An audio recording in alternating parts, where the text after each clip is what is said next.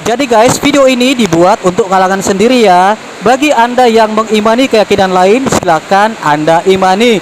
Kita tidak boleh saling menghujat. Karena hujat itu dosa, tetapi toleransi itu adalah ibadah.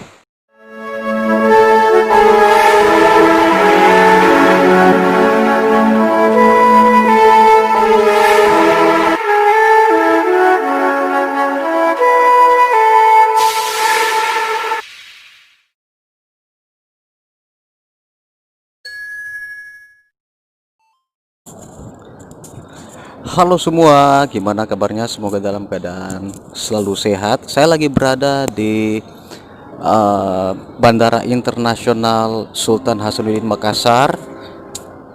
Kesempatan saya gunakan sambil menunggu pesawat datang.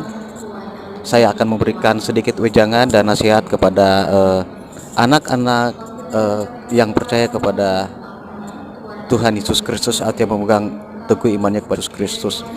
Tema kita pada siang hari ini adalah tentang jodoh atau pernikahan ya.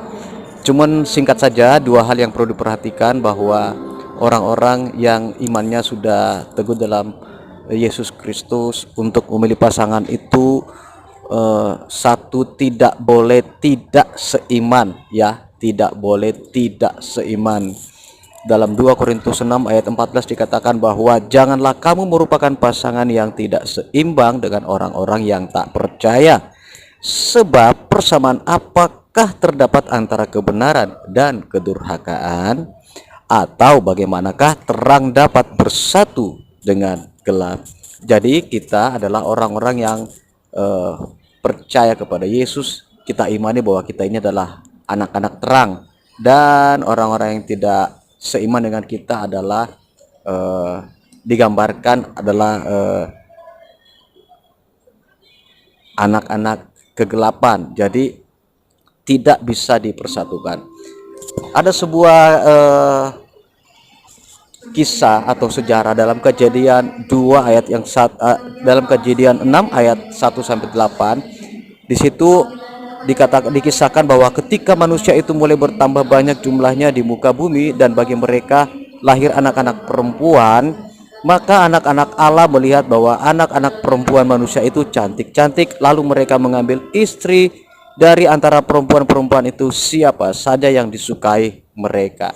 Kalau Anda baca keseluruhan pasal, maka di situ Anda akan menemukan sebuah sejarah bahwa ketika itu anak-anak Allah maksudnya adalah anak-anak dari garis keturunan yang percaya kepada Allah atau orang-orang benar pada saat itu, yaitu keturunan Habel, keturunan Henok, keturunan Enos, dan anak-anak perempuan dimaksud adalah anak-anak duniawi, yaitu keturunan Kain dan sampai ke keturunan, pokoknya mereka yang tidak percaya kepada Allah waktu itu atau hidup mereka tidak benar di mata Allah. Nah, ketika anak-anak Allah ini mengambil anak-anak manusia yang cantik-cantik, maka pada saat itu firman Allah berkata bahwa pada saat itu lahirlah manusia-manusia raksasa, manusia raksasa, baik setelahnya dan sesudahnya ketika anak-anak Allah menghampiri anak-anak perempuan manusia. Dan itulah generasi yang gagah perkasa di zaman purbakala dan orang-orang kenamaan ya. Jadi lihat efeknya dari kawin campur, dari kawin yang tidak seiman, bisa jadi melahirkan anak-anak atau keturunan yang jahat. Tetapi apabila itu terjadi, perlu ada pertobatan karena Tuhan itu Allah yang benar, Allah yang baik, Allah yang adil. Ia membuka pintu pertobatan bagi setiap mereka yang bertobat. Dan kalau sudah terjadi, maka keturunan yang sudah dilahirkan harus diarahkan imannya kepada Yesus Kristus, karena di dalam nama Yesus Kristus segala kutuk bisa dipatahkan. Oke, cukup segitu dulu. Semoga firman yang singkat ini menguatkan dan sangat bermanfaat bagi kita. Dua hal, jadi jangan merupakan pasangan yang tidak seimbang, karena pasangan yang tidak seimbang itu sangat risikonya berat ya. Tidak bisa dipersatukan antara gelap dan terang, dan eh, ada risiko-risiko yang bisa saja muncul dari hasil keturunan-keturunan orang yang melakukan kawin campur. Dan hal berikutnya bahwa pernikahan itu cuma satu kali dan tidak boleh cerai. Dalam Maliaki pasal yang kedua ayat 16 dikatakan bahwa Allah sangat membenci perceraian. Jadi kalau ingin menikah, pikir baik-baik, karena nikah itu sekali seumur hidup. Tidak ada kata cerai apapun alasannya. Baik alasan karena ini dan itu dan ini, tidak ada alasan.